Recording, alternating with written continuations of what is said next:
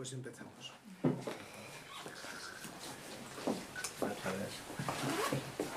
Hoy es viernes 25 de enero de 2019. Y el tema de hoy lo he titulado, la charla de hoy, ¿qué sentido tiene el dolor y el sufrimiento? ¿Qué sentido tiene? Una pregunta que nos habremos hecho todos, o quizá sigamos haciéndonos en algún momento, las personas más que otras, pero creo que todo el mundo nos hemos planteado con distinta formulación esta pregunta. Digo, con distinta gramática, distintos términos, ¿qué sentido tiene el que suframos? ¿Y por qué he puesto dolor y sufrimiento? Porque cuando se tiene dolor se sufre, pero cuando se sufre no es necesariamente con dolor. En el caso de que entendamos por dolor el cuerpo, lo que es dolor físico, aunque la palabra la utilizamos también como dolor para aplicar a otros aspectos como dolor emocional, dolor emocional, por lo tanto no solo dolor físico del cuerpo, que es lo que se tiene con o sin enfermedad. Sabéis que hay enfermedades que causan dolor, no todas, y hay dolor sin necesidad de pasar por una enfermedad. Entonces la palabra dolor la aplicamos fundamentalmente para esto, para aquello que nos duele físicamente. A veces un poquito y otras veces más, hasta un dolor de esos que se califican de insoportables. Y sufrimiento es algo más psicológico. Si afinamos los términos, sufrimiento es más psicológico en el sentido de que es más emocional y mental. Pero tanto el físico como el emocional como el mental, que son los tres aspectos de la personalidad en los cuales se puede vivir dolor o sufrimiento, pues se viven en la conciencia, los vivimos en nuestra conciencia debido a, gracias entre comillas, a que tenemos cuerpo emocional, conocido también como cuerpo astral, cuerpo de las emociones. Y este cuerpo, como sabéis, implica que sintamos distinta atracción o rechazo, placer o dolor, una oscilación pendular muy más o menos acusada, donde más se nota esto, lo que llamamos placer, dolor, bienestar, malestar, comodidad, incomodidad, en sentido positivo y negativo, lo que nos gusta o lo que nos disgusta, etcétera, etcétera, con todos los términos que podamos utilizar. Eso lo vivimos gracias no a la mente ni al cuerpo físico, sino al cuerpo emocional. Por eso si nos quitaran este cuerpo, pues entonces no podríamos distinguir, discriminar entre lo que es placentero y lo que es doloroso. Es decir, placer y dolor tienen que ver con este cuerpo. Lo que ocurre es que muchos de los motivos, de las causas, son de origen emocional también. Las vivencias de sentimientos, de emociones, de deseos o de estados de ánimo. Son los 4 matices de este cuerpo emocional. Otras veces la causa es mental, por lo que estamos pensando. Pensemos en que cuando sentimos miedo, y a veces el miedo hace sufrir, y bastante, es porque hay una causa mental y que nuestra mente está pensando en amenazas, porque las está percibiendo o porque las está creando, inventando. Una cosa es que percibamos una amenaza real, un peligro real, y otra cosa es que inventemos ese peligro. Por eso digo real, amenaza real o irreal, inventada, imaginada, creída. Entonces, debido a esa causa que no se produciría si no tuviéramos mente, pues entonces surge la reacción emocional que llamamos miedo, que es una emoción o un sentimiento, y que a veces es una cosa pasajera, que no tiene más importancia, y otras veces hace sufrir, y bastante. Es decir, que el sufrimiento es psicológico, y lo psicológico es lo emocional y mental. pero que también cuando el cuerpo duele, el cuerpo está molesto, en cierta medida, también está repercutiendo. Por eso toda persona enferma, de enfermedad física del cuerpo, tiene también en distinto grado un sufrimiento psicológico. Sufrimiento psicológico. Y si habéis oído hablar de los egregores de las enfermedades que creamos las personas cuando estamos enfermas, según el tipo de enfermedad, hay una reacción psicológica determinada y esa reacción psicológica de una determinada vibración sale de nosotros y se suma a otras reacciones psicológicas similares, producto de la enfermedad. Y por lo tanto se va creando en los planos sutiles el egregor de la enfermedad, la cual está conectada con todas las personas que tienen esa enfermedad. Cada enfermedad tiene su egregor en los planos sutiles. Esto será un hallazgo inimaginable cuando la ciencia médica oficial descubra, no será de la noche a la mañana, que las enfermedades son egregores. Entonces, además de paliar y de aliviar la enfermedad o de tratarla físicamente, pues buscará también tratarla, sobre todo psicológicamente, hacer algo para que se vaya deshaciendo la conexión con el egregor. Esto lo hemos tratado otras veces y simplemente lo describo ahora porque las enfermedades tienen que ver con el tema que nos ocupa. Una de las causas de sufrimiento humano son las enfermedades, no solo de dolor, sino de sufrimiento. Hay enfermos que llevan su enfermedad muy bien, que no se puede decir que sufran, pero si miramos el panorama, gran cantidad de los enfermos están pasando, o han pasado, o pasarán por un estado de sufrimiento que altera su conciencia, que les mueve y les afecta emocional y por consiguiente mental. La mente y las emociones, como hemos dicho muchas veces, están muy unidas. Son campos de energía diferentes, pero que están muy conectadas entre sí. Por eso se contagian con facilidad. Las emociones cambian la mente y la mente cambia las emociones. Están influyéndose mutuamente. Y a su vez ambas influyen sobre el cuerpo físico material. Así que cuando envié la pequeñita reseña de poquitas líneas a los que recibís correo de esta charla, recuerdo que en esta charla iba a tratar desde 3 enfoques. Uno psicológico, lo que os estaba hablando, podemos decir que es psicológico, que creo que es el fundamental. Otro es kármico, y todos los que estáis aquí pues sabéis lo que es la ley del karma, esa ley universal que se llama ley de causa y efecto, ley del karma, y que lógicamente tiene mucho que ver con esto, aunque esta ley la podemos perfectamente incluir en un ámbito psicológico. Y el más extraño, pero que para personas exigentes, quizá como los que estamos aquí, pues nos puede ayudar en algún grado o medida, sería el enfoque cosmológico. Y no es nada descabellado, otra cosa es llegar a entender lo que personas capaces de ello nos han explicado. Y haré alusión a algunas de estas informaciones que nos han dado sobre el por qué existe el mal en el mundo. Y parte de ese mal es el sufrimiento y el dolor. Pero hay otras cosas que también podemos incluir como malas, aunque no sea una enfermedad de la que estábamos ahora tratando.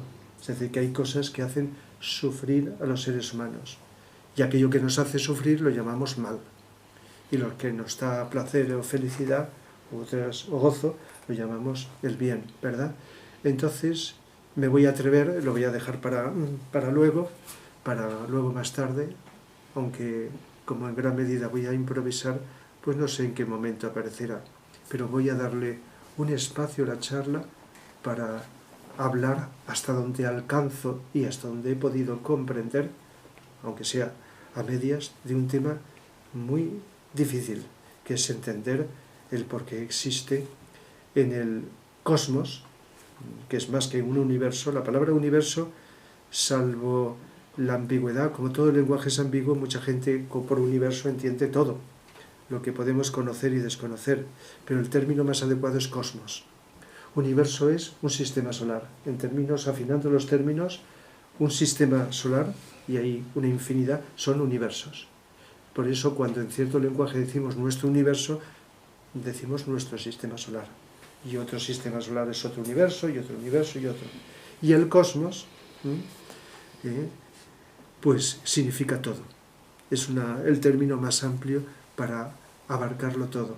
Por cierto, cosmos significa orden, lo cual indica que el cosmos no es una cosa caótica, sino es una cosa ordenada infinitamente más allá de lo que nos podemos imaginar, por grande que sea nuestra imaginación. Entonces, eso es algo pues que, bueno, me atreveré a comentarlo en esta charla. Pero psicológicamente es lo que más nos puede ayudar a entender y por lo tanto a lo que a todos más nos puede interesar, que es con aquello que entendemos o que comprendemos poder prevenir, aliviar o curar. Me gusta y con frecuencia lo digo, los tres términos. Una enfermedad, si se puede prevenir, es lo mejor. Si se puede curar, cuando llega y es inevitable, pues estupendo. Es lo que todos deseamos. Y si no se puede curar y se puede aliviar, pues nos podemos conformar. Y decimos, más vale aliviar que empeorar o mantener igual. Aliviar es disminuir su presión, su intensidad en cuanto a efecto de dolor o de sufrimiento. Entonces lo que más nos interesa es cuando tenemos dolor o tenemos sufrimiento, ¿qué podemos hacer? En el programa del curso que os he anunciado, que imparto aproximadamente una vez al año desde hace muchos años, pues sobre enfermedades físicas relacionadas con la psicología, hay un punto que pongo psicología del dolor. ¿Por qué duele algo? ¿Por qué varía el dolor? ¿Y para qué sirve el dolor? Pues, ¿qué quiere esto decir? Pues simplificado, quiere decir que el dolor no se ve. Por muy grande que sea el aparato, se puede ver partes del cuerpo físico internas, pero aquello que es sutil no se ve con los aparatos actuales. Y el dolor no se puede ver. Pero la persona que tiene dolor, cuando tenemos dolor, sabemos que nos duele en un sitio o en otro, más o menos, ¿no? Y sabemos que nos duele. Y somos conscientes. Y los demás se enteran porque se lo decimos. Nos duele en tal sitio o en tal otro. Pero no hay aparatos para detectar algo tan sutil. ¿Por qué? Porque el dolor es como se me ocurre definirlo, fricción de energías. De energías que en lugar de estar armonizadas entre sí, o de un campo energético, en lugar de estar en armonía, funcionando por ley, con mayúscula, adecuadamente, pues fricciona con desajustes, con desequilibrios. Y entonces nos avisa por medio del dolor. Igual que un aparato, un coche, etcétera, si a veces empieza a fallar alguna parte, avisa con una luz o con algo, ¿no? Nos da un aviso de que hay algo que está fallando. Eso ocurre, como sabéis. Entonces el dolor es un aviso. Hay otros avisos, por ejemplo, la fiebre no es una enfermedad, es un aviso de que hay algo que aunque no lo notes, pues está ahí, que una enfermedad, o el inicio de una enfermedad, o una enfermedad en sentido amplio, aunque no sea grave y sea una cosa débil. Entonces el dolor es un aviso a la conciencia, que es la que nota el dolor, de que hay algo que no funciona bien y que por lo tanto tenemos que buscar, por lógica, los medios más adecuados para arreglar, para armonizar lo desarmonizado, para que lo que iba mal, pues que vaya bien, que funcione bien. Entonces el dolor es energía, y la energía no la vemos con los ojos normales ni con los aparatos, aunque hay aparatos que van detectando poco a poco, conforme se desarrollan, ciertos niveles de energía. Entonces el dolor lo sentimos, como decimos.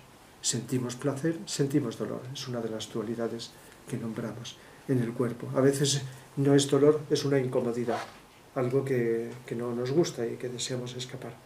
Entonces el dolor es algo que sentimos. ¿Y qué ocurre cuando nos duele algo? Que se pone en marcha el deseo de escapar, el rechazo y el deseo parecen dos cosas contrarias, pero están dentro del mismo campo, están dentro de la ley de atracción, porque lo mismo es atracción cuando deseas acercarte a algo que cuando deseas huir. Es como irte a otro sitio, deseas escapar de ese lugar, o acercarte o alejarte. Entonces el dolor, pues cuando nos duele algo, la mente se pone a pensar, será esto, será lo otro, y si eres pesimista, pues que va a ir a peor, que no va a desaparecer, que será grave, que será esto, que será lo otro. Quizás sientas rabia y protestes contra la vida, contra lo que sea, ¿no? Y entonces, ¿qué ocurre? Que el dolor, con esa serie de mensajes, al pensar, se acrecienta.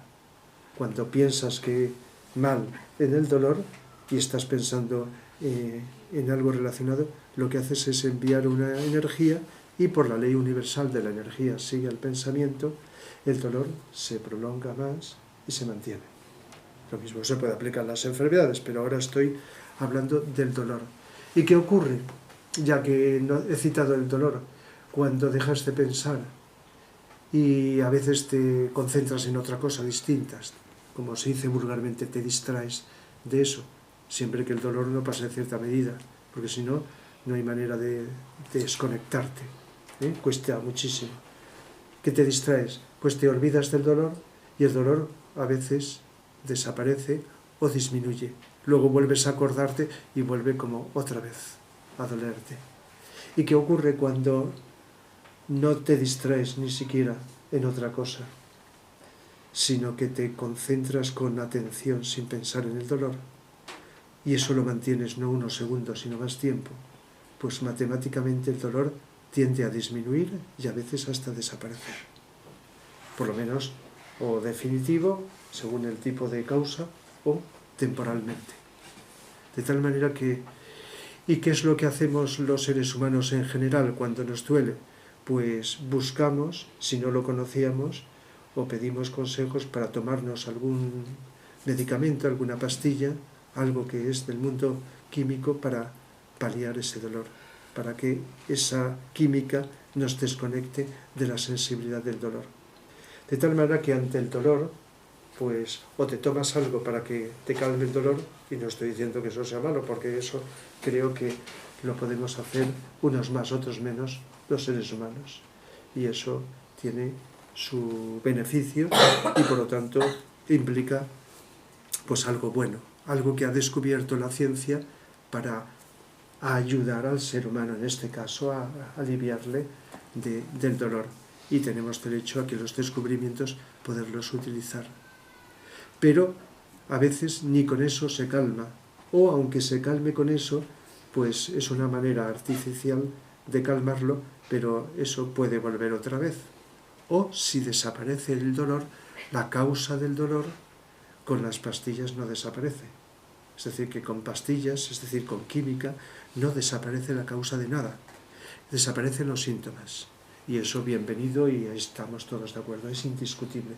Pero la causa, como es más sutil, con la química solo llega al cuerpo. A no ser que la conciencia de la persona con dolor reaccione y cambie cuando observa que hay algo que le incomoda. Y entonces, en lugar de protestar solo y de quejarte, reaccionas, haces un cambio en tu interior, y entonces modificas tu conciencia. Pero no ha sido la pastilla, no ha sido la química, ha sido tu conciencia. Tu conciencia, desde el ángulo, vamos a llamarle psicológico, lo que ha producido el cambio en ti. La pastilla calma el dolor porque artificialmente produce una desconexión. Es como también, con diferencia, la anestesia. La anestesia te desconecta el cuerpo físico del cuerpo etérico y por consiguiente de los demás, y por lo tanto no notas el dolor, no notas ciertos efectos, ciertas sensaciones, ¿verdad? Pero una vez que pasa la anestesia, pues vuelve otra vez a lo mismo. Entonces, y aunque insista un poquito en el dolor, sabéis que el dolor y la enfermedad son dos cosas que van muy unidas, pero son diferentes. Y lo mismo que estoy diciendo del dolor, en cierto aspecto se puede aplicar a las enfermedades. Entonces, todo lo que hagamos con entrenamiento, porque no basta con apretar un botón y ya está, ni de la noche a la mañana, por desarrollar el autocontrol psicológico a base de atención, de más atención y de más atención, estamos haciendo camino para que podamos aplicar incluso cuando nos cuesta concentrarnos. Cuando el dolor pasa de cierta medida, ahí, aunque te digan, hace esto o lo otro con la mente, no. La mente está dominada y estás con tal incomodidad que no puedes aplicar lo que ya sabes y que quizá has aprendido. Entonces, claro, depende de la persona y depende del grado de dolor para que puedas aplicar lo psicológico o te cueste. Entonces tenemos esa ayuda que por lo menos nos palía de esa emergencia de librarnos del dolor. Y entonces la ciencia, conforme va avanzando y siempre está progresando, y si la comparamos con la ciencia, por lo menos en ciertos aspectos del pasado, avanzado, y si la pudiéramos comparar con el futuro, pues es lo mismo que compararla con épocas del pasado. Pues eso es una ayuda para paliar el dolor. Y al decir el dolor estoy implicando también un tipo de sufrimiento. ¿Y qué pasa con la enfermedad? Duela o no duela. Pues que la enfermedad también es un desequilibrio de energías, con unas causas psicológicas de las cuales es responsable el ser humano enfermo. Fundamentalmente el ser humano enfermo es o somos el principal responsable de esa enfermedad. Mucha gente no lo cree, cree que por causas que a veces nos explica la ciencia, esto, lo otro, contaminaciones, que si fumas, que si bebes, que si comes mal, que si esto, que si lo otro, aparecen las enfermedades, o que te las contagian, o por el destino de la vida, o por cosas así. Pero cuando vas andando, aunque sea un poquito, te das cuenta que las enfermedades las creamos nosotros. Por eso cuando hablo del tema, y en los cursillos es, aunque hablo en otras ocasiones, donde más podemos profundizar en eso, las causas las creamos nosotros, aunque no nos acordemos cómo lo hemos hecho. Que ya ha sido pasito a pasito, día tras día, no por lo que hemos hecho en un día determinado. Entonces esos desajustes psicológicos, como altera y desequilibra las energías, va produciendo unos efectos cuando pasa de cierta medida en el cuerpo físico, en el sistema celular del cuerpo físico, y empiezan las células a funcionar de un modo desarmónico, desequilibrado. Pero cuando las células funcionan mal, es porque en el cuerpo vital previo y que compenetra el cuerpo físico se ha producido también un mal funcionamiento, una desarmonía, y entonces eso se somatiza en el cuerpo como enfermedad. Esto, pues no todo el mundo lo cree, pero cada vez es una información como otras que va extendiéndose cada vez más.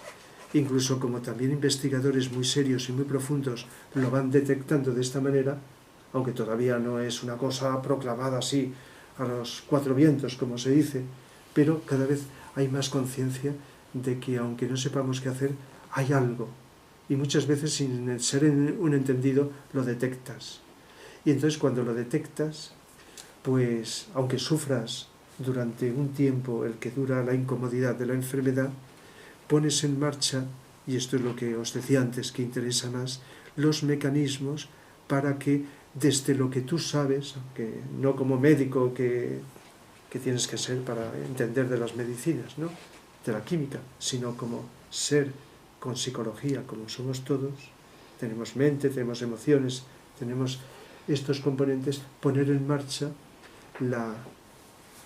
los medios para paliar y, si es posible, anular el sufrimiento que te causa la enfermedad. No solo el dolor, que os estaba hablando, sino el sufrimiento. ¿Y qué ocurre? Que a veces consigues dejar de sufrir antes de que se cure la enfermedad. Todos conocemos personas, y todo el mundo dice que sí cuando lo digo, de que están enfermos y sufren menos, o se quejan menos, por lo menos. O si a veces decimos que sufren, pero se lo guardan en su interior, o lo disimulan. pero más allá del disimulo, el dolor y la enfermedad y otras cosas las vives, no solo las expresamos, sino las vivimos en función de nuestra conciencia, de cómo lo percibimos. En función de cómo lo percibimos, entonces reaccionamos con respecto a eso, aunque todavía esté presente. Una persona, y lo hemos visto por lo menos en apariencia muchas veces, según el grado de sensibilidad a una cosa de la que nos quejamos, se producen reacciones espectaculares o suaves y desapercibidas. Hay personas que con un poquito de dolor, personas o niños o de la edad que sea, ya parece que estén muriéndose, ¿no? Algo pequeño. Y otras que realmente es mucho más grave, pues entonces lo llevan. Y no creo que solo sea porque están fingiendo y tratan de evitar el exponer ante los demás y comunicarles lo que les pasa, sino porque por dentro lo están viviendo de forma diferente. No placentera, pero de forma diferente. Tiene mucho que ver la percepción para que aquello que llamamos sufrimiento sea mayor o menor, aparezca o no aparezca, y luego sus distintos grados. Creo que esto es mucho más importante. El dolor ya hemos dicho que es físico, el sufrimiento es emocional y mental. Fijaos que más allá de la enfermedad, cuando algo deseamos que nos salga de una manera y no nos sale, se produce o una frustración o un incumplimiento del deseo. Y eso, si no dolor, es sufrimiento. Sufrimiento pequeño, grande, inmenso, etc. Algo que no se ha cumplido y tú habías puesto, y lanzó el término de tantas veces. Te identificas, que es una especie de confusión de tu conciencia con eso, te identificas con ese deseo, esa expectativa que tenías. Y como no se ha cumplido y tú estabas esperando que se cumpliese, a mayor grado de identificación con ello, mayor grado de sufrimiento. Por consiguiente, si vamos desarrollando en nuestra vida en la desidentificación, aunque no es lo mismo, pero muy parecido, si lo entendéis, el desapego, entonces el sufrimiento es menor. Porque una persona puede sufrir no por enfermedad, el cuerpo puede estar sano, pero a lo mejor pierde todos sus bienes. Hay una inundación, pierde sus bienes, o se los quitan, etcétera, o lo que sea. Pierde todos o parte de sus bienes. Y eso, a veces, aunque no sea quedarse a cero, produce sufrimientos variados. Vemos a las personas que sufren, pero lo que no podemos detectar es el grado de sufrimiento que en su interior están viviendo. Y este depende del grado de desidentificación o de desapego que tengan sobre aquello que han perdido. Su cuerpo puede estar sano, no estar enfermo, como he dicho, pero al perder las cosas, pues sufren. Puede ser el trabajo también, un trabajo con el que te habías identificado, no solo porque lo necesitas hacer para poder vivir, o porque era un trabajo que te gustaba, por lo que fuera. Circunstancias distintas en cada persona. Se pierde el trabajo, sufrimiento. Hay quien pierde el trabajo y no sufre. ¿Por qué? Porque su psicología es distinta. A lo mejor siente en su interior que puede encontrar otro, o que tiene su optimismo le lleva a sentir y a pensar y a intuir o lo que sea, de que es una pérdida efímera, que es momentánea y que no, sino al día siguiente en otro momento encontrará si lo necesita. Y esto se podría ampliar mucho más. A veces creemos que algo que necesitamos lo vamos a perder o no lo vamos a encontrar o se nos va a acabar en algún momento. Fijaos que eso es mental. Te pones a pensar en ello y si tu mente tiene predisposición por tu historial pasado a pensar en negativo, de un modo pesimista, ya sabéis lo que pensamos. Y el pensar de un modo pesimista, como estoy diciendo, crea en distinto grado sufrimiento. ¿Qué pasa cuando piensas de que, y no sé si es vuestro caso, pero mucha gente vive de que la vida es otra cosa distinta a lo que creemos pensar y de que provee nuestras necesidades?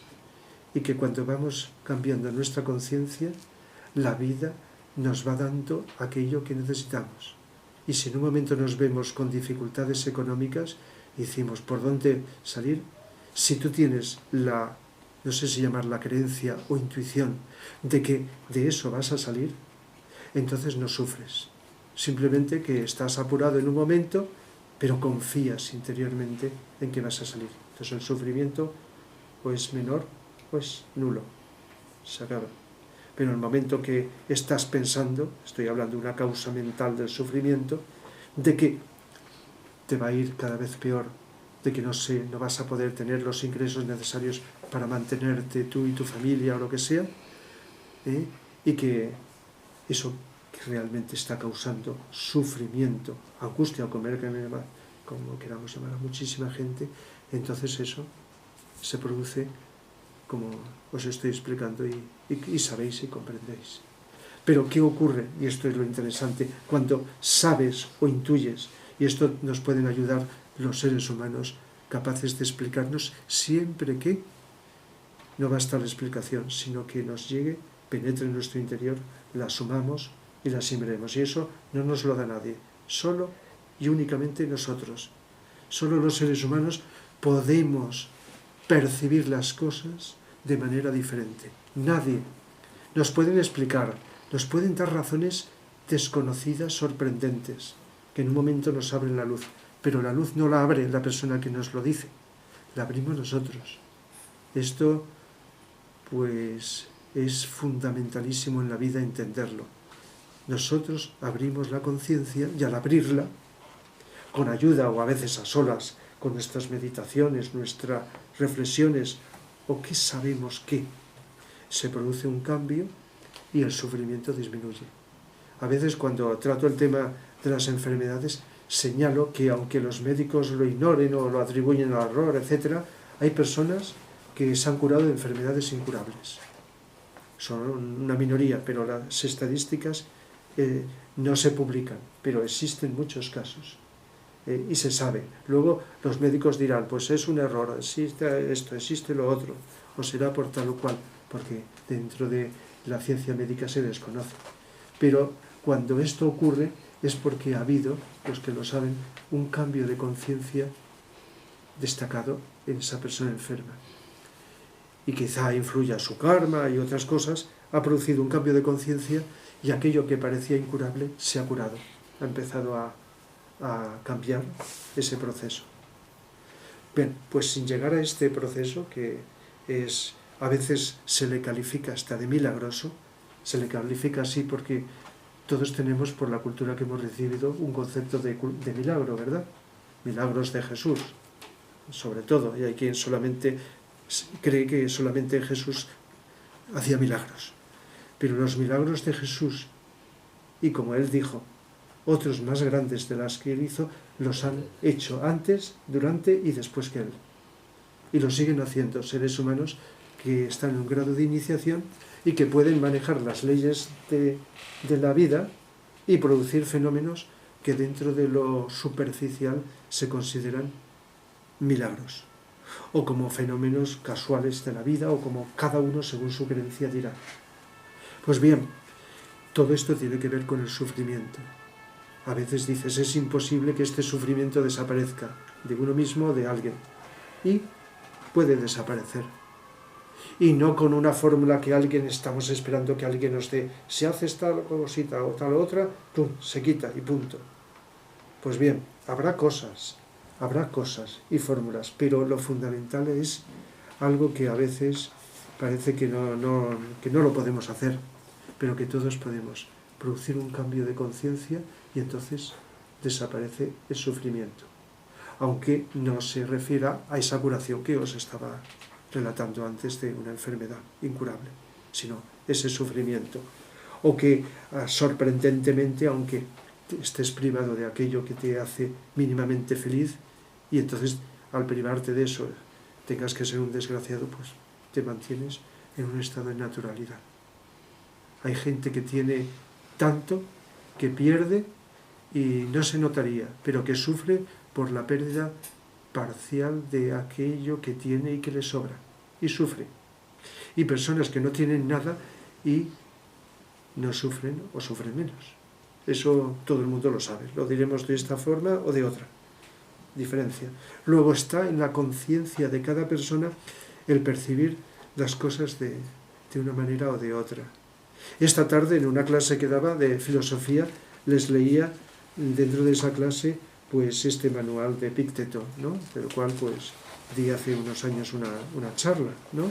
Epícteto, este filósofo del siglo I después de Cristo, romano.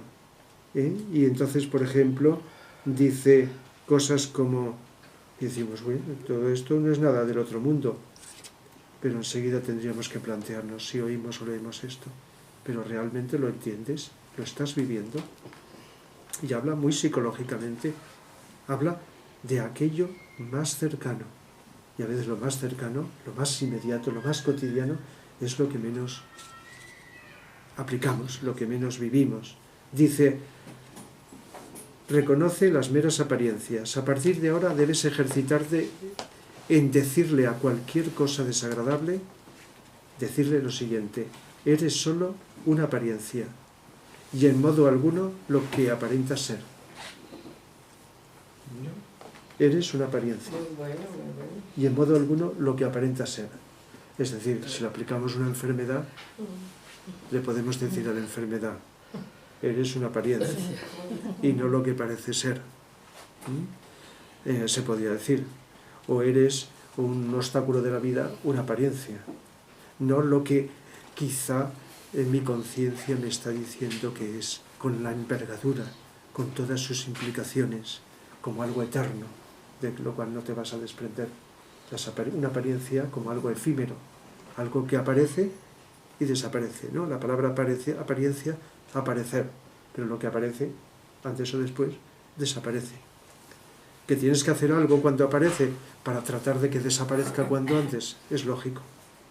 Pero cuando tienes conciencia de que eso es efímero, de que ese obstáculo que la vida te ha puesto, obstáculo, no sé si entendemos lo que a veces se me ocurre decir, la vida jamás nos pone problemas, lo que nos pone son obstáculos, que nosotros, según nuestra conciencia, convertimos en problemas. Los entendemos como problemas, pero los problemas no los pone la vida, porque la vida con mayúscula no tiene problemas y no desea lo superior que vivamos problemas. Lo que pone son obstáculos porque por otros motivos filosóficos que sería largo de describir, ¿verdad? Pero nosotros esos obstáculos, en lugar de llevarlos con optimismo, con como sea, con efectividad, con inteligencia, pues nos creamos un problema, una dificultad.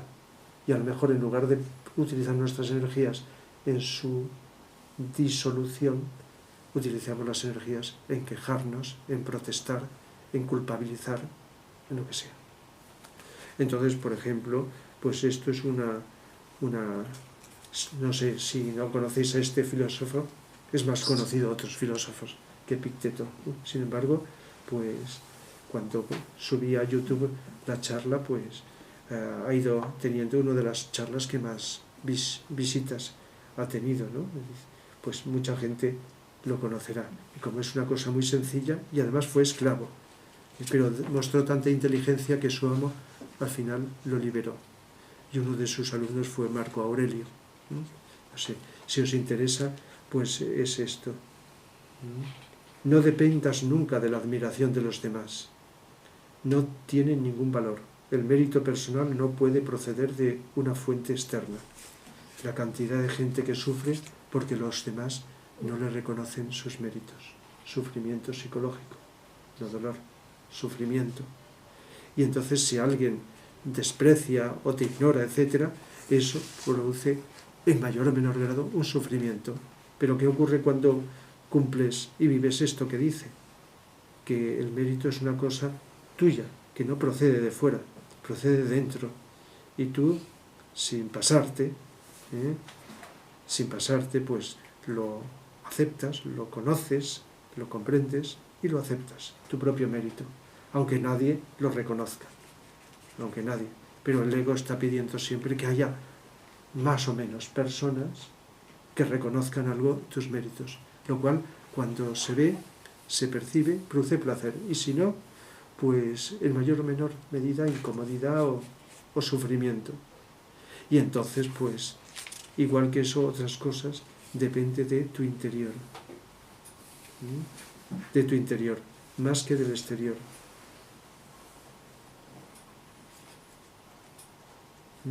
Así que, dice, presta atención únicamente a tus verdaderas preocupaciones y da por sentado que lo que pertenece a los demás es asunto suyo y no tuyo. Si obras así, serás impermeable a la coacción y nadie te podrá retener. Serás auténticamente libre y eficaz, pues darás buen uso a tus esfuerzos en lugar de malgastarlos criticando u oponiéndote a los demás. Recuerda que no será fácil, deberás renunciar por completo a algunas cosas y posponer otras por ahora.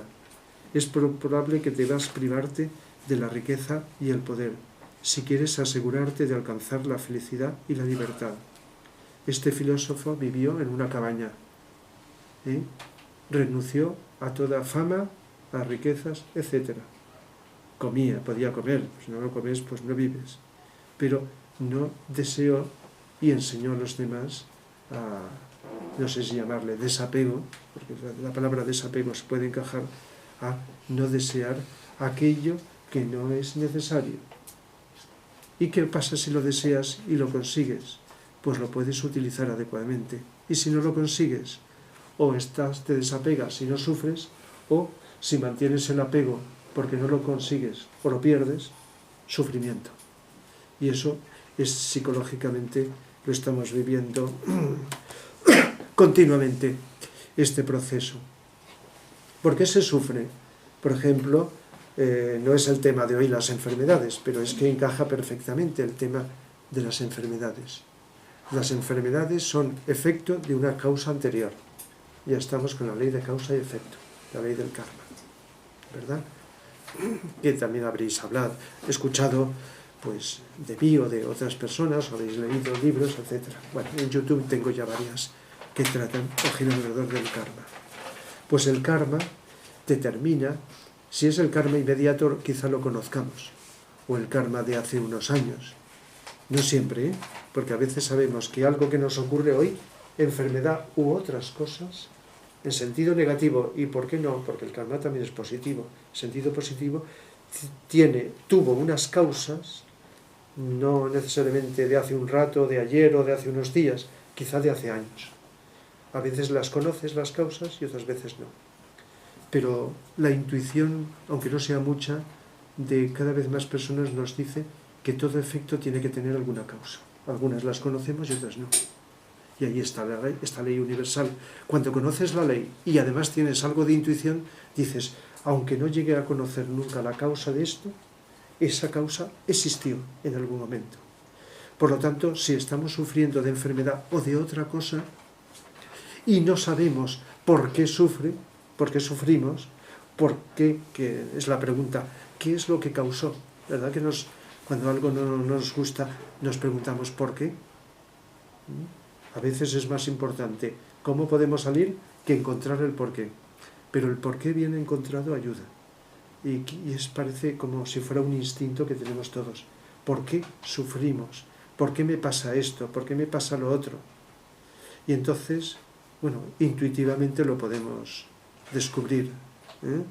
Cuando Beethoven escribió la Quinta Sinfonía, de la cual he hablado otras veces, las 4 notas básicas que en el primer movimiento están repetidas un montón de veces, en esos 7 minutos que dura, es como una llamada, como un porqué. Se estaba preguntando y nos ofrecía la humanidad como un ser inmensamente amoroso que era y bastante evolucionado. ¿Por qué sufro? Y entonces, a través de la música, nos alivia de ese sufrimiento. Quizá no encontremos el porqué, pero al escucharla es como si nos estuviera bajo mano, sutilmente, diciendo, cuando escuchamos esa sinfonía, otras también, ¿por qué estoy sufriendo? Y nos está dando la respuesta, no con palabras, es una mente concreta que necesita otros datos y otras informaciones, no, sino sutilmente. Y quizá nos alivie. A mucha gente en el mundo ha aliviado y sigue aliviando. Por eso, cuando un ser hace algo, aporta una obra de arte u otras cosas que alivia o hace disminuir o eliminar el sufrimiento de mucha gente, es porque o está evolucionado o tiene, o las dos cosas que van muy unidas, o tiene una fuente de inspiración muy alta, muy elevada.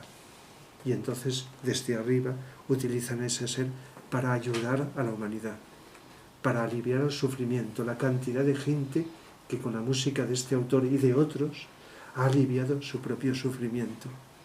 Es más allá de lo que conocemos. Y por lo tanto, algo que mucha gente es, bueno, el placer, me gusta, no me gusta, pasar un rato de ocio escuchando una música que te agrada y que notas que el estado de ánimo. Pero como explico otras veces, va mucho más allá. Y entonces, sin darte cuenta, sin decirte tu sufrimiento es por tal causa kármica, por eso, pues entonces te está diciendo lo más importante. Quizá nunca llegues a saber la causa de ese sufrimiento que tienes, pero te está diciendo, escucha con atención y escucha ese mensaje abstracto y lo más elevado espiritual que podemos conocer. Cuanto más elevado es más abstracto. Nosotros estamos acostumbrados a un mundo material y lo concreto está más relacionado con lo material, donde la materia, las energías están más fragmentadas, más separadas, más definidas. Conforme vamos a niveles más sutiles es más abstracto. Y por eso la música, entre otros aspectos, toca esos niveles más sutiles y ayuda. La buena música, en unos aspectos, en otros, va ayudando a tomar conciencia, y a lo mejor luego te olvidas de la música y ha dejado ahí una semilla o unas semillas que van haciendo su fruto. A lo mejor has leído un libro, luego lo olvidas, o has escuchado a alguien, olvidas el mensajero, la fuente, y en un momento determinado empieza a cambiar tu vida o parte de tu vida. Y eso nos ayuda. Por lo tanto, el desapego. ¿Qué es el desapego? Pues, o la desidentificación. Pues para entenderlo hay que entender qué es identificarnos, qué es confundir nuestra conciencia con aquello con lo que nos identificamos. Por ejemplo, si creemos que nuestra conciencia es el cuerpo, que en esencia somos el cuerpo, no como teoría mental solo, sino como creencia, entonces nosotros sufrimos en función de lo que le pase al cuerpo, más o menos. Y por lo tanto creemos que lo que le pasa al cuerpo, incluido la muerte del cuerpo, es la muerte de todo tu ser, o todo tu ser depende del cuerpo. ¿Estás desidentificado del cuerpo? Si es verdadera desidentificación, ahora lo explico, es porque hay una cierta conciencia que te dice que tienes que cuidar el cuerpo, no maltratarlo ni descuidarlo. Tienes que cuidarlo adecuadamente, pero tienes que saber, es lo que nos dice la vida, que tu cuerpo es algo efímero. Es como una prenda de vestir que utilizas una temporada y luego ya la dejas. Vino, la utilizaste y se fue. El cuerpo físico vino a tu ser, lo utilizas un tiempo, lo que se llama una vida, y luego lo dejas. Teóricamente lo podemos entender, pero si solo queda en la teoría mental, no es muy bonito, nos satisface, pero no. Pero cuando esto lo asumes, ¿por qué? Porque tu conciencia conecta y se identifica, si me permitís la expresión, con los niveles superiores. Por ejemplo, los niveles del alma, voluntad, amor y luz. Si nos identificamos con esos niveles, quiere decir que te das cuenta que eres esos niveles, más que eres los niveles de la personalidad. Y entonces, automáticamente, sin ninguna fórmula, sueltas, te desapegas. ¿Qué significa soltar? Soltar el cuerpo no. El cuerpo lo sigues teniendo, tus propiedades las sigues teniendo, pero lo aplicas adecuadamente. No dependes de tus propiedades, no dependes de tu cuerpo, no dependes de tus ideas, que también son efímeras, vienen y se van, y ahí está una de las esencias para no solo prevenir, sino aliviar y curar el sufrimiento. Y cada vez que nos desidentifiquemos más, Quizá nuestra sensibilidad acuse dolor temporalmente, pero no sufrimiento. Si estáis distinguiendo entre dolor y sufrimiento, no solo lo que he dicho al principio, dolor físico, sufrimiento psicológico, sino que tu sensibilidad acusa que hay algo que no tienes, algo que te pasa, que está ahí, que es parte de la vida y no te produce placer. Pero estás concienciándolo de otra manera distinta, estás discerniendo, separando tu verdadero ser, que no puede ser destruido, que no le puede afectar nada, y tu personalidad, cuerpo físico, mente, emocional, que sí que puede ser afectada y por lo tanto sufrir. Ahí es donde está la clave. Por eso toda la atención que vivamos en nuestra vida, que nos hace como si fuera un globo, fuéramos un globo, un ascensor, ascender de abajo hacia arriba, de lo denso a lo sutil, nos va ayudando para evitar o prevenir, o como he dicho antes, o aliviar o liquidar el sufrimiento. Eso es una de las cosas más importantes.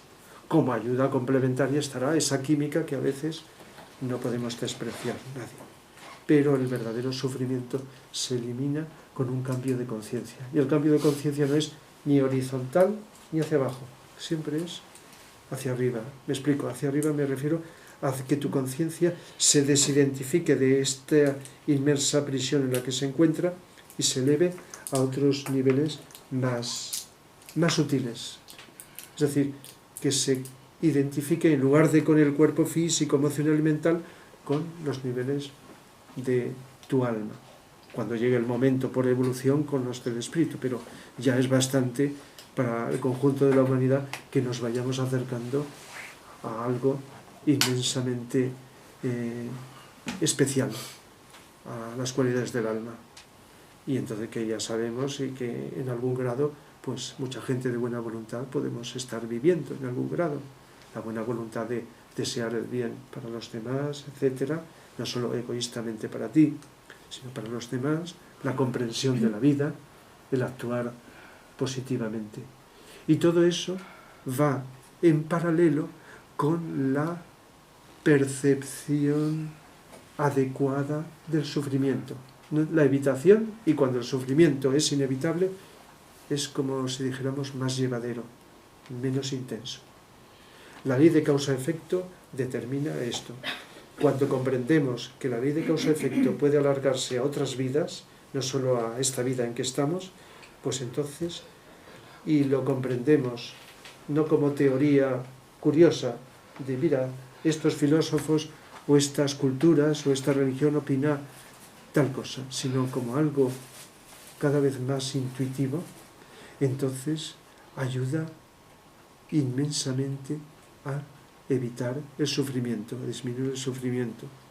De tal manera que saber que tienes que llevar cuando es inevitable y has puesto todos los medios que están en tus manos para evitarlo, para disminuirlo, un sufrimiento, unas carencias, una pérdida o una enfermedad o lo que sea, y que eso tuvo unas causas que no sabrás cuáles fueron en concreto, lo que hiciste con los demás o contigo, con lo que sea, aunque sea en un pasado lejano, pues, y que el karma se expresa no cuando tú quieres, sino cuando tiene que expresarse, entonces eso nos ayuda a hacerlo más llevadero, a aceptar, subrayo la palabra y la pongo con mayúscula, aceptar, que no es lo mismo que aguantar o transigir con tensión. Aceptar es relajante, es integrador.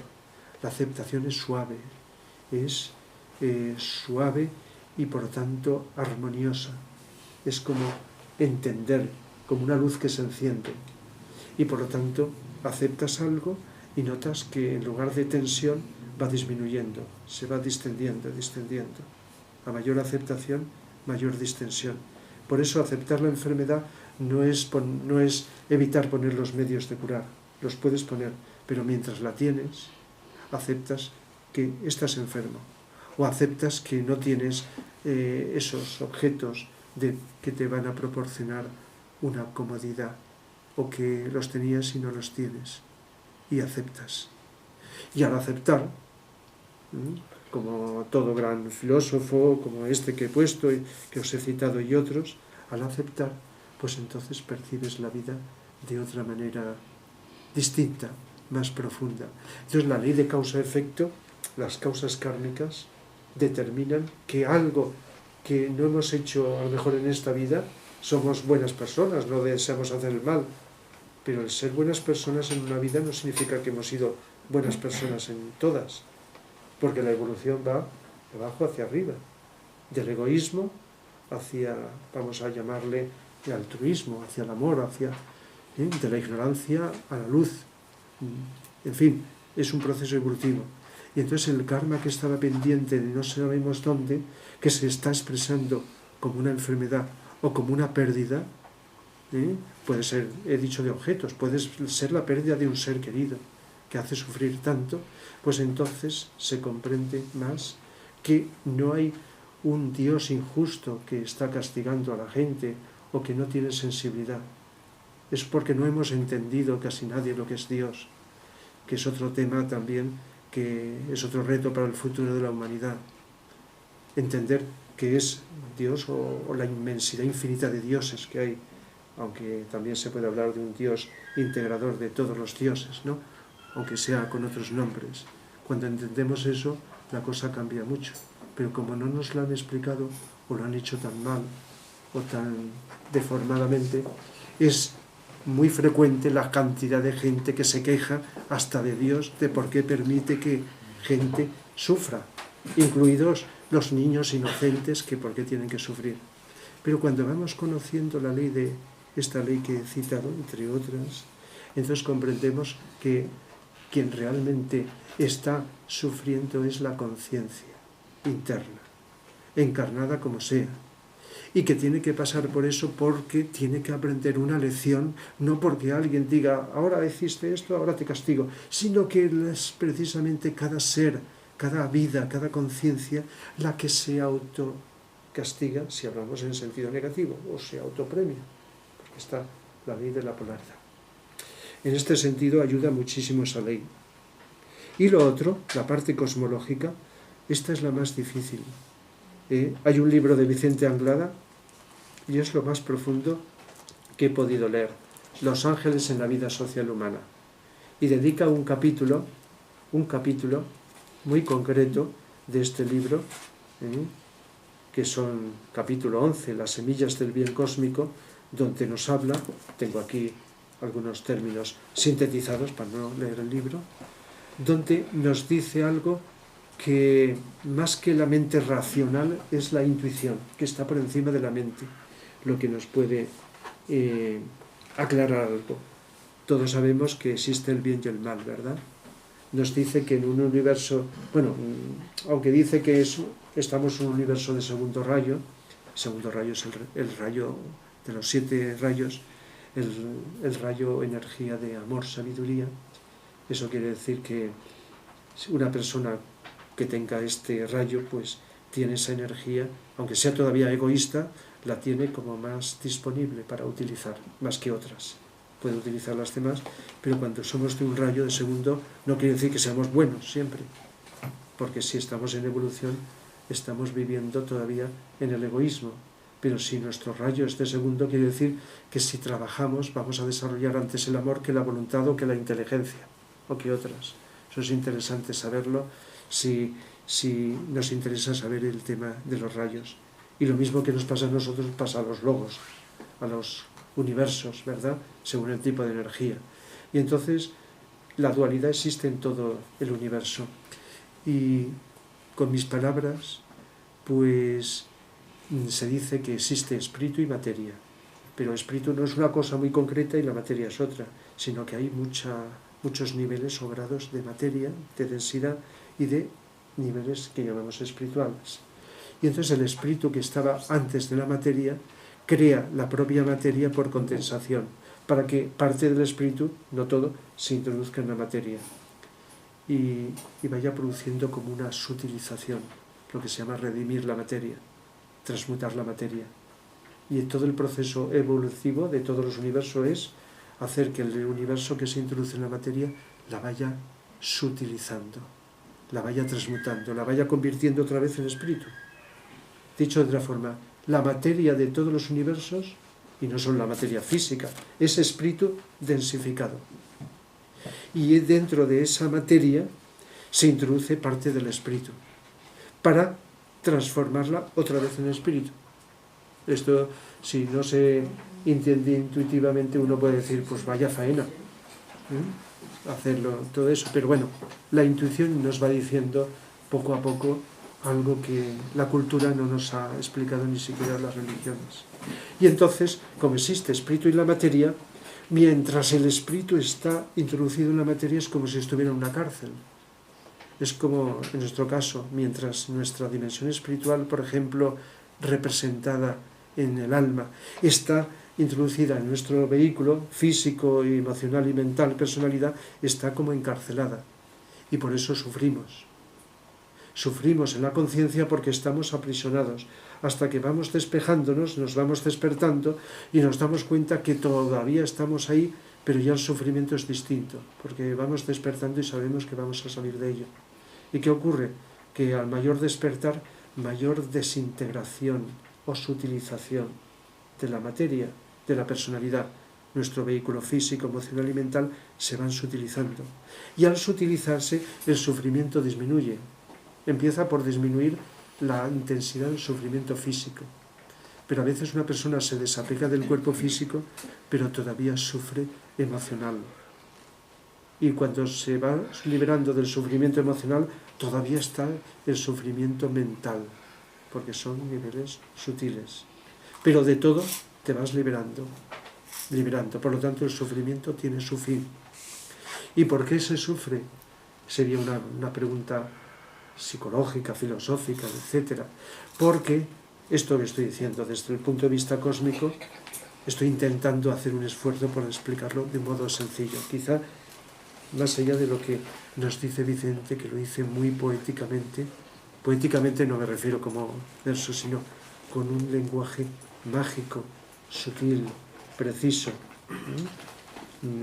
que ahora os leo algún fragmento, pero estoy intentando explicarlo como que es inevitable que en todos los mundos en evolución haya algún grado de sufrimiento.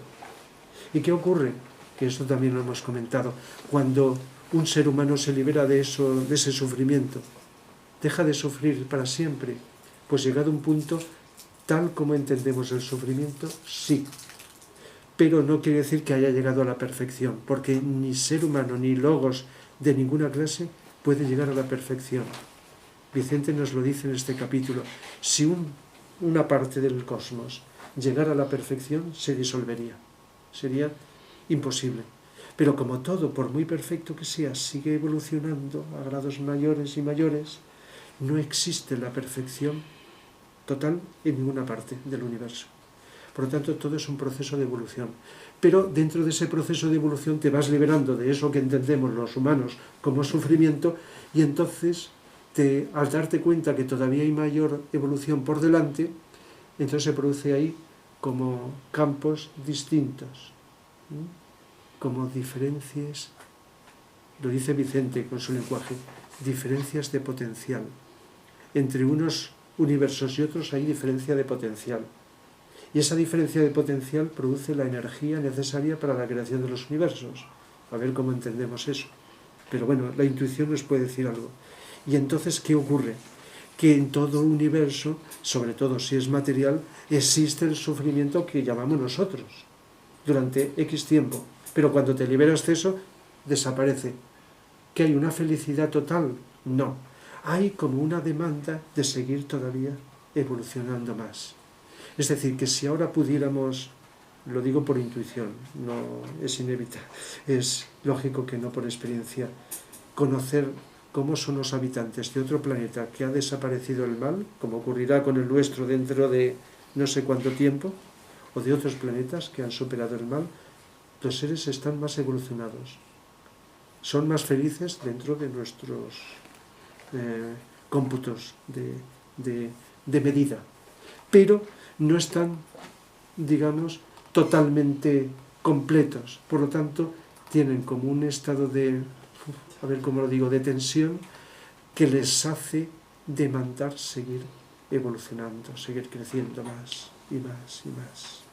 Por lo tanto, cuando vislumbras que todavía hay por delante un campo inmenso, entonces puedes estar feliz, pero incluso en lo que solemos llamar estar en paz. Pero hay otro estado de tensión que te está impulsando a seguir creciendo más y más y más y más. Yo no sé si lo he explicado mejor o peor. El caso es que dice Vicente Anglada que existen diferenciaciones de potencial magnético entre los logos, que producen la electricidad como energía, de indescriptibles variaciones, frecuencias e intensidades. Y esa energía la utilizan los ángeles para construir las estructuras físicas moleculares para cada universo.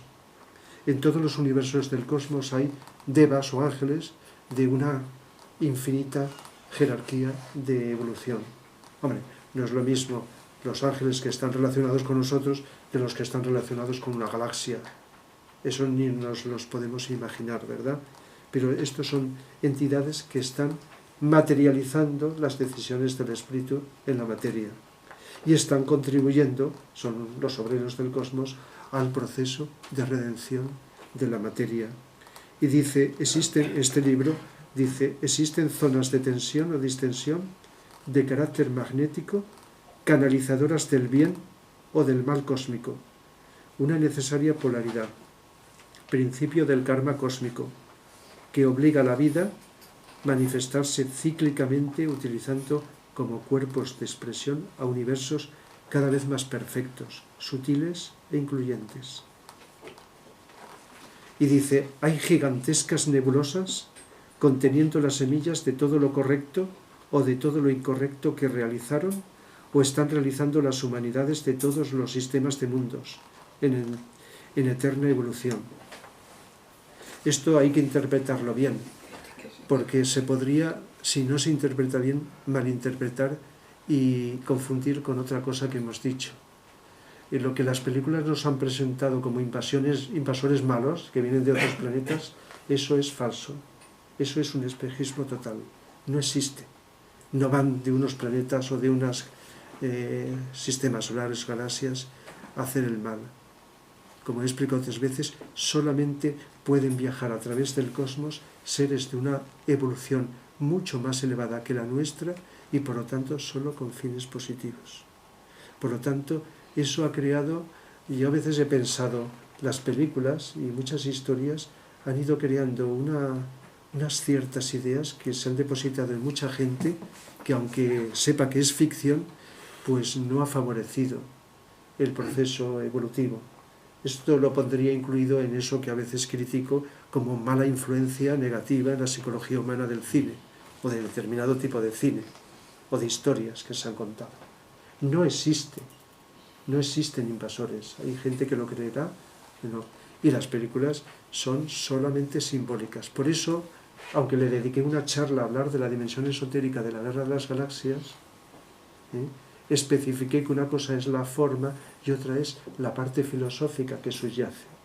A no ser que entiendas como simbólico pues estas invasiones de los malos que intentan. Pero eso literalmente es totalmente falso. Sin embargo, Vicente nos habla de unas nebulosas que son energías de una determinada vibración. Y esas energías se van como los egregores. Quizá la forma más cercana es saber lo que son los egregores. Todo lo etérico, emocional y mental que irradiamos se va juntando por sintonía vibratoria en el aura del planeta o dentro de nuestro aura, porque hay egregores que los mantenemos aquí dentro, nuestros, de lo positivo y de lo negativo, la dualidad. Y luego, en el aura del planeta, el miedo forma un gran egregor donde todos los habitantes de la humanidad que tienen miedo lo alimentan. Y cuando superas el miedo, pues restas. Y las enfermedades lo mismo, pero no por la enfermedad, sino por el padecimiento psicológico de la enfermedad, cada enfermedad. Y así está lo bueno y lo malo, los vicios y las virtudes, los defectos y las cualidades. Todo eso va formando egregores. Y esos egregores están ahí. ¿Y qué ocurre cuando te sintonizas con un egregor? Pues que te contagia o te influye. Si no hubiera el egregor del miedo, no tendríamos miedo. Pero como existe el egregor del miedo, basta que alguien nos haga miedo y nosotros tengamos esa predisposición para ponernos en conexión con el egregor que creamos desde tiempos primitivos, cuando no sabíamos nada y temíamos a los animales monstruosos de aquel entonces, a los fenómenos de la naturaleza, y empezamos como humanidad primitiva a tener miedo. Y eso hace que el egregor se vaya alimentando, de tal manera que a veces con pequeños toques ya empezamos a conectarnos con el egregor y sentimos miedo. ¿Y por qué se nos dice a nivel oculto que cuando, por el karma de la humanidad, de un pasado lejano, se creó la guerra mundial del siglo pasado? Que era una sola, aunque se habla de Primera y Segunda Guerra. Y que no solamente la cosa ocurrió así, y que los dirigentes nazis, representantes de lo peor del ser humano, de lo peor, ¿verdad?, fueron encarnaciones de otros seres que en un pasado muy lejano también establecieron cosas similares, pero que no han desaparecido de la Tierra. Y la cosa no acaba aquí. Y que cuando se estableció por karma este fenómeno de la guerra y también del nazismo, se atrajo algunas de las energías del mal cósmico. Por eso, para poder atajar el nazismo, no bastó con la jerarquía del planeta. Tuvo que pedir ayuda a otros poderes, seres de otros lugares para producir un fenómeno que la mayoría desconocemos. Porque se hubiera apoderado el mal del planeta Tierra si el nazismo, eso. Por lo tanto, de algún modo no se liquidó del todo, porque sabéis que todavía, con distintos nombres, todavía está ahí latente, ¿no? Y todavía, pero no es lo mismo que antes. Se liquidó bastante del mal planetario. Del mal planetario que, sintonizando con el mal cósmico, pues también se alimentó. Por eso hubo que hacer cosas muy especiales y entonces se empezó a reencauzar el proceso de evolución planetaria. Si no hubiéramos perdido por miles de años, ¿y por qué si hubiera una guerra nuclear se retrasaría millones y millones de años la evolución en este planeta? ¿Y por qué no se permite ni se permitirá que haya una guerra nuclear en el planeta? No solamente porque sería decisión de un sector minoritario. La mayoría no queremos guerra, y mucho menos ese tipo de guerra. Entonces sería una injusticia permitirlo, aunque tenemos los medios para ello. Y no solo ocurriría eso, sino que no solo se destruiría el planeta, os imagináis, y no es ningún secreto lo que ocurriría en una guerra nuclear de envergadura, que no es lo mismo que un arma, que una bomba estalle en un sitio local, sino que además por contagio repercutiría en otros sistemas solares. Y entonces todo eso está previsto para que no suceda, que suceda lo mínimo. Eso no quita que haya guerras, que haya dictadores, que los tenemos por ahí y que están manipulados sin saber por quién para fastidiarnos y retrasar la evolución del planeta y otra serie de cosas. De tal manera que mucho sufrimiento, podemos decir, ¿de dónde viene? Pues con datos como de este tipo, no para las masas, para la mayoría, podemos llegar a entender que suceden cosas. Pero estamos tan protegidos, más de lo que no imaginamos, en el buen sentido de la palabra. Protegidos no quiere decir eximidos de nuestra responsabilidad para cumplir nuestra parte de hacer esto, hacer lo otro, con nosotros, con los demás. De tal manera que nos dice, para terminar esto, que el espíritu, cuando está encerrado en la materia, eso es el mal. Cuando el espíritu se libera de la materia, es el bien. Psicológicamente nos liberamos aunque sea parcialmente, de las prisiones o de las cadenas que tenemos, nos sentimos más libres, sentimos el bien. Nos damos cuenta que estamos atados, eso lo llamamos mal. Y en distintos grados de percepción ocurre en nuestra conciencia.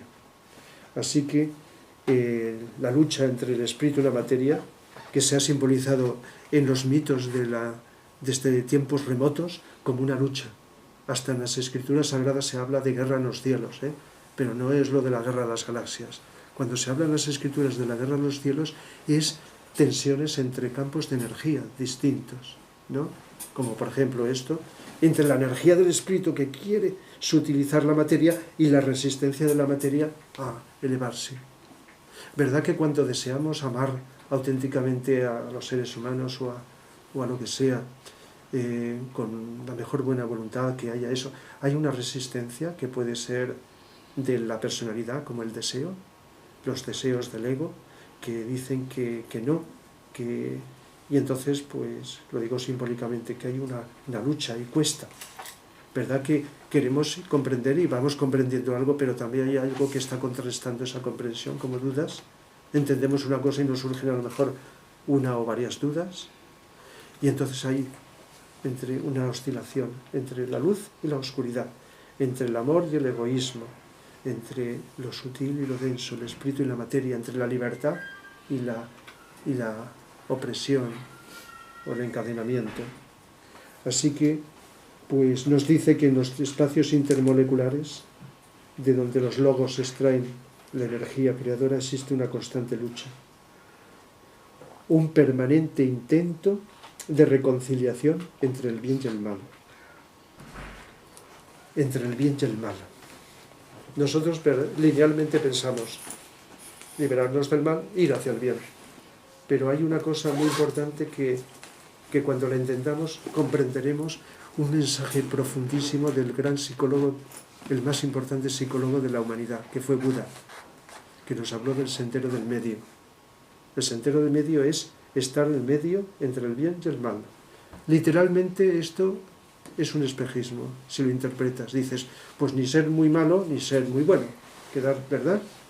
Como si dijéramos, el punto medio de una recta es, lo mides, lo divides en dos, el centro. Eso no es el sendero del medio. Por eso solo se puede entender intuitivamente. Es elevarte por encima de lo que entendemos por bien y por mal. La forma más sencilla que se me ocurre explicar es lo que entendemos por alegría emocional y tristeza emocional también. Si experimentáis una alegría que a veces no depende, si la notáis, de las circunstancias, como la alegría más habitual, entonces lo entenderemos. Ni la alegría emocional, que es efímera y que nos sale bien, alegres, pero nos sale mal, tristes, y vamos como un péndulo oscilando. Pero cuando nos elevamos y sentimos más alegría profunda, de otra dimensión, entonces está en el centro. Y no es la oscilación pendular de abajo, alegría y tristeza. Es algo continuado. Y le podemos llamar alegría con mayúscula, o le podemos llamar el bien con mayúscula. Es algo continuado y el nombre es y más luz. hondo, más profundo. Al ser algo continuado, el nombre es luz. Es lo que Buda quiso decir. Te vas a caer. Intuitivamente es como podemos captar, y sobre todo en nosotros. Es decir, bueno, lo que antes entendía por bien, ahora, a falta de otra palabra, lo voy a llamar bien, pero es distinto del de antes. O esa alegría que a veces no notaréis, distinta de la que notabais en otros momentos. Una alegría interesada y una alegría desinteresada. Por ello no es hemisferio. Un amor interesado, egoísta, o un amor desinteresado, más altruista. La misma palabra amor, amor-odio, ¿no? Alegría, tristeza. Entonces, cuando vas encontrando este sendero en medio, se va produciendo la auténtica evolución. En fin, tenéis la palabra. Bueno, ya has empezado tú. Gracias a ella ya hemos empezado el coloquio.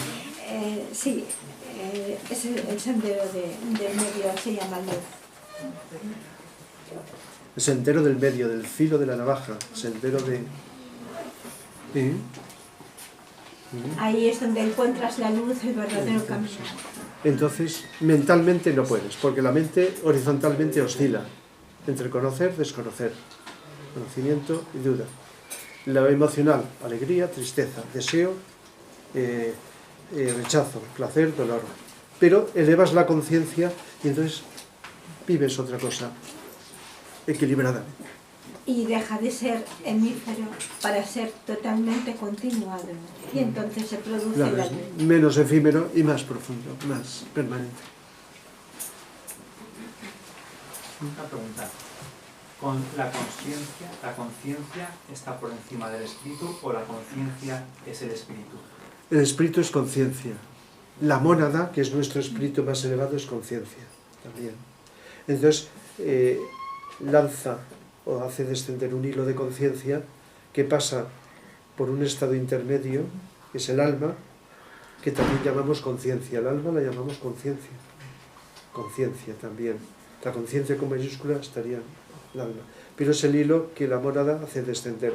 Luego sigue descendiendo ese hilo de conciencia y se conecta con la personalidad mental, emocional, físico.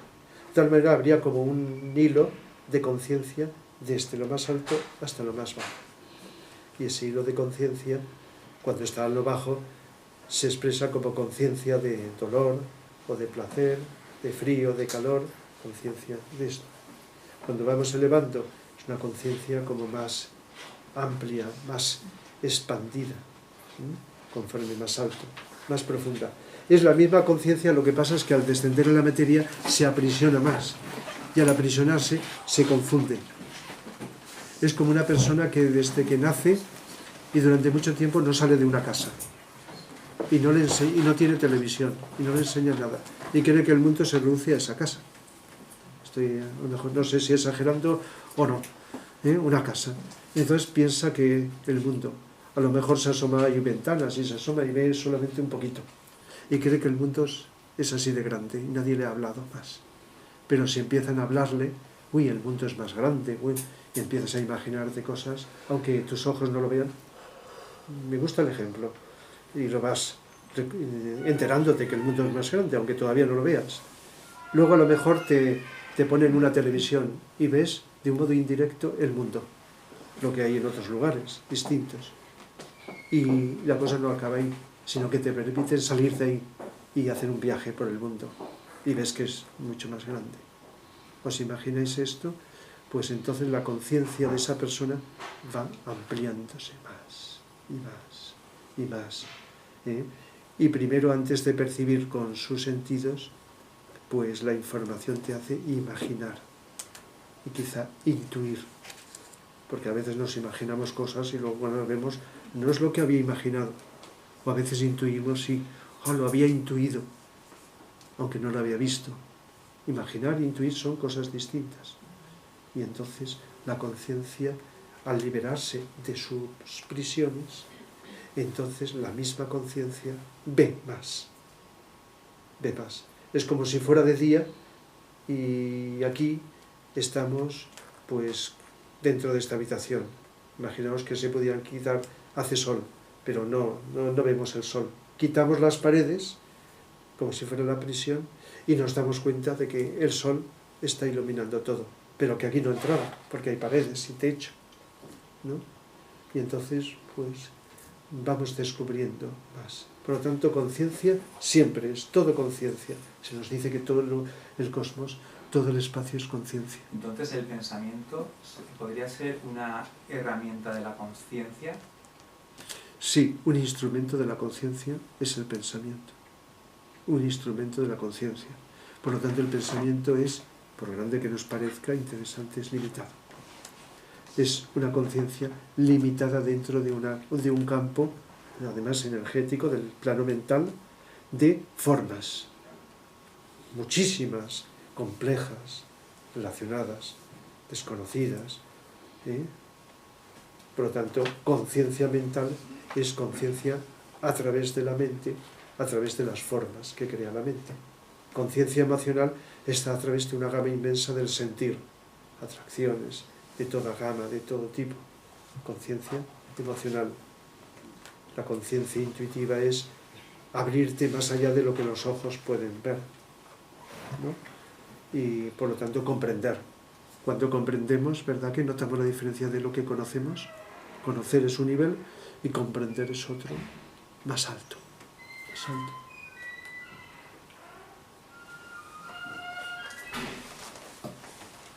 Sí. Y puesto más allá, ya que estamos ahí en ese punto, pensamiento es vibración y conciencia también es vibración. Las dos cosas son vibración. Sí. Nada más que la conciencia es una vibración más sutil que el pensamiento. El pensamiento es más sutil que las emociones. Dentro de las emociones hay niveles de sutilidad. Dentro del pensamiento también. Y dentro de la intuición también. Y la vibración no tiene nada que ver con la energía. Es que la energía siempre está en vibración. Sería como el movimiento. Nunca está estática la energía, siempre está moviéndose. Entonces la vibración, según el tipo de energía, vibra más alto o más bajo. Pero aunque veamos, y gracias que veamos superficialmente cosas estáticas que no se mueven, ¿estáis de acuerdo que no hay nada que está estático? Todo está moviéndose. Esta mesa la vemos quieta, pero sus átomos están en movimiento continuo enorme. Y las energías de la materia están moviéndose. Nada más que nos produce la percepción de que hay algo estático. Y que nosotros estamos estáticos, aunque estamos moviéndonos. Aunque estemos cristalizados y estemos como paralizados en nuestro proceso evolutivo, estamos en movimiento. Aunque parece que estemos quietos. Quietos no me refiero al movimiento, sino el cuerpo. Igual que la mesa. Entonces la vibración está, nada más que no la notamos como tal. Por eso podemos percibir estabilidad. Y dentro de la evolución, pues se nota la estabilidad, se percibe el mundo como algo estable, porque lo necesitamos así. Pero no hay nada totalmente quieto. No puede nada paralizarse, todo está en proceso. Y si nos paralizamos nosotros, en algunos aspectos, estamos como parcial y temporalmente poniéndonos en contra de la propia evolución. Cosa que por la ley de causa-efecto y otras leyes, ¡bum!, llega un momento en que nos obliga a revertir el proceso y volver otra vez a ponernos en marcha en el camino evolutivo. Desviarnos en sentido contrario es siempre parcial, con el consiguiente sufrimiento, que es lo que hemos estado hablando, para despertar. ¿Habéis entendido lo de sufrir para despertar? No como castigo divino de un Dios, como nos decía el Antiguo Testamento, iracundo. El karma que se habrá creado con todas esas enseñanzas que ha hecho malinterpretadas daño a tanta gente. Con el Dios castigador. Castigador. Con el Dios castigador. Otra cosa es ver lo divino como liberador, como algo distinto que nos deja una libertad de poder elegir una cosa, otra, pero que a la larga, la corta o la larga, pues otra vez volvemos a reencauzarnos.